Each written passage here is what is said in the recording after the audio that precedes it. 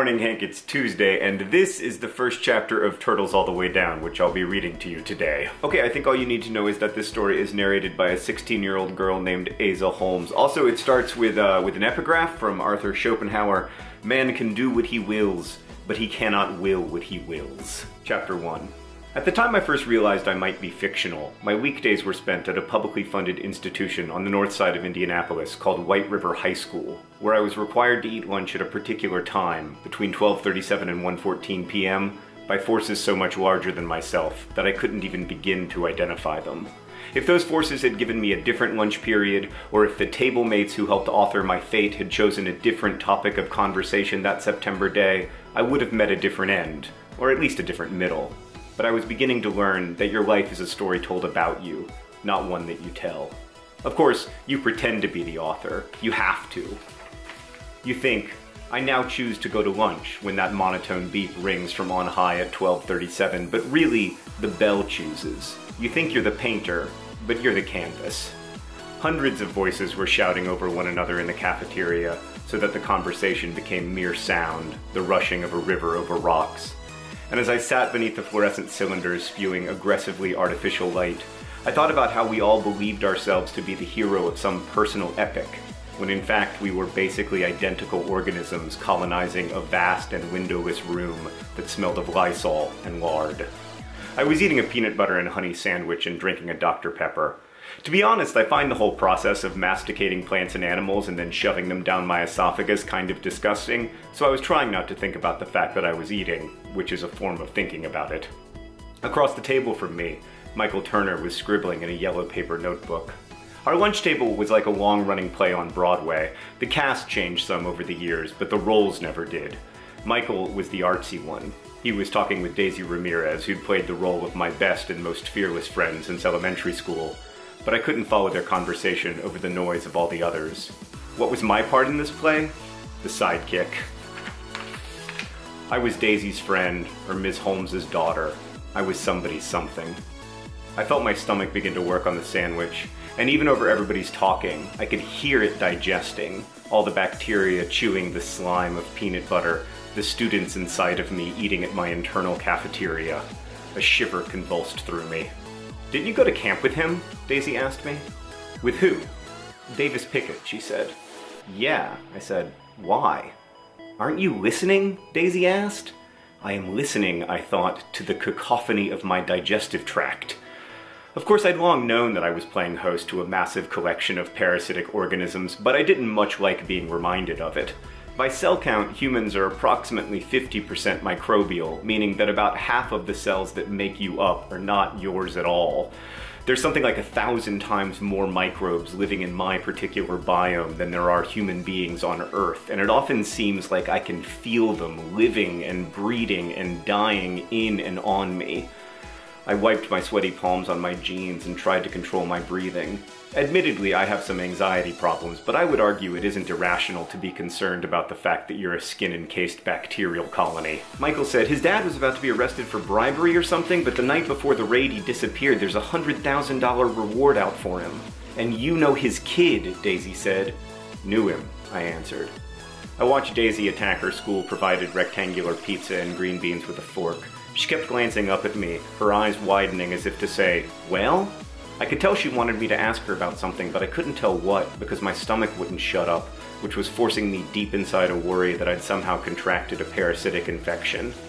I could half hear Michael telling Daisy about his new art project in which he was using Photoshop to average the faces of 100 people named Michael, and the average of their faces would be this new 101st Michael, and it was an interesting idea and I wanted to listen, but the cafeteria was so loud and I couldn't stop wondering whether there was something wrong with the microbial balance of power inside me. Excessive abdominal noise is an uncommon but not unprecedented presenting symptom of infection with the bacteria Clostridium difficile, which can be fatal.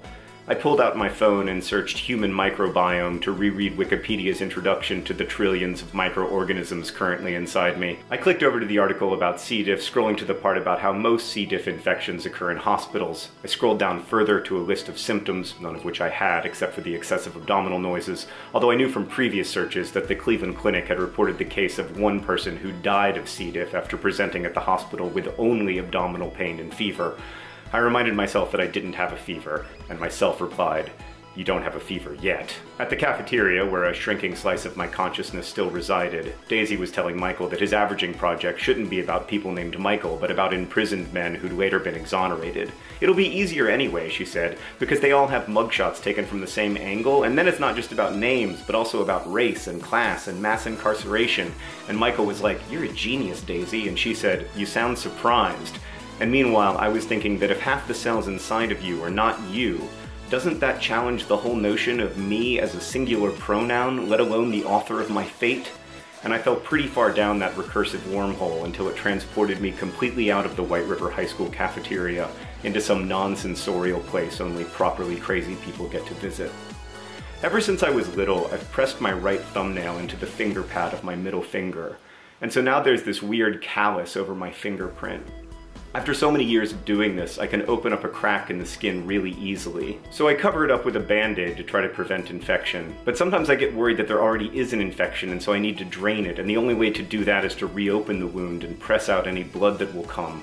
And once I start thinking about splitting the skin apart, I literally cannot not do it. I apologize for the double negative, but it's a real double negative of a situation, a bind from which negating the negation is the only escape. So anyway, I started to want to feel my thumbnail biting into the skin of my finger pad, and I knew that resistance was more or less futile. So beneath the cafeteria table, I slipped the band-aid off my finger and dug my thumbnail into the callous skin until I felt it crack open. "Holmesy," Daisy said. I looked up at her. "We're almost through lunch and you haven't even mentioned my hair." She shook out her hair with so red they were pink highlights. Right, she dyed her hair. I swam up out of the depths and said, "It's bold." "I know, right? It says, 'Ladies and gentlemen, and also people who do not identify as ladies or gentlemen, Daisy Ramirez won't break her promises, but she will break your heart.'" Daisy's self-proclaimed life motto was "break hearts, not promises." She kept threatening to get it tattooed on her ankle when she turned 18. Daisy turned back to Michael, and I to my thoughts. The stomach grumbling had grown, if anything, louder. I felt like I might vomit. For somebody who actively dislikes bodily fluids, I throw up quite a lot. "Holmesy, you okay?" Daisy asked. I nodded. Sometimes I wondered why she liked me, or at least tolerated me. Why any of them did. Even I found myself annoying. I could feel sweat sprouting from my forehead, and once I begin to sweat, it's impossible to stop. I'll keep sweating for hours, and not just my face or my armpits. My neck sweats, my boobs sweat, my calves sweat. Maybe I did have a fever. Beneath the table, I slid the old band-aid into my pocket and without looking, pulled out a new one, unwrapped it, and then glanced down to apply it to my finger. All the while, I was breathing in through my nose and out through my mouth in the manner advised by Dr. Karen Singh, exhaling at a pace that would make a candle flicker but not go out. Imagine that candle, Asa, flickering from your breath but still there, always there. So I tried that, but the thought spiral kept tightening anyway. I could hear Dr. Singh saying that I shouldn't get out my phone, that I mustn't look up the same questions over and over, but I got it out anyway, and reread the Human Microbiota Wikipedia article. The thing about a spiral is, if you follow it inward, it never actually ends. It just keeps tightening, infinitely. I sealed the Ziploc bag around the last quarter of my sandwich, got up, and tossed it into an overfilled trash can. I heard a voice from behind me. "How concerned should I be that you haven't said more than 2 words in a row all day?" "Thought spiral," I mumbled in reply. Daisy had known me since we were 6, long enough to get it. I figured, "Sorry man, let's hang out today." This girl Molly walked up to us smiling and said, Daisy, just FYI, your Kool-Aid dye job is staining your shirt." Daisy looked down at her shoulders, and indeed, her striped top had turned pink in spots. She flinched for a second, then straightened her spine. "Yeah, it's part of the look, Molly. Stained shirts are huge in Paris right now."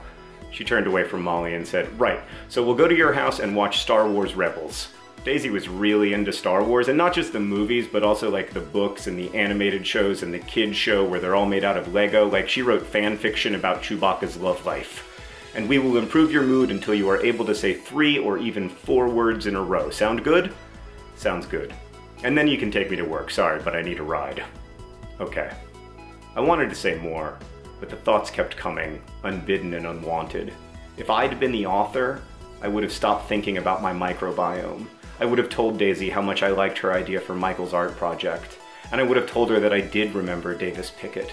That I remembered being 11 and carrying a vague but constant fear. I would have told her that I remembered once at camp lying next to Davis on the edge of a dock, our legs dangling over, our backs against the rough-hewn planks of wood, staring together up at a cloudless summer sky. I would have told her that Davis and I never talked much or even looked at each other, but it didn't matter, because we were looking at the same sky together, which is maybe more intimate than eye contact anyway. I mean, anybody can look at you. It's quite rare to find someone who sees the same world you see. Thanks for listening. I'm not gonna lie, I'm very nervous, but I hope that you liked it. If you want to pre-order the book, there are links below. Hank, I will see you on Friday.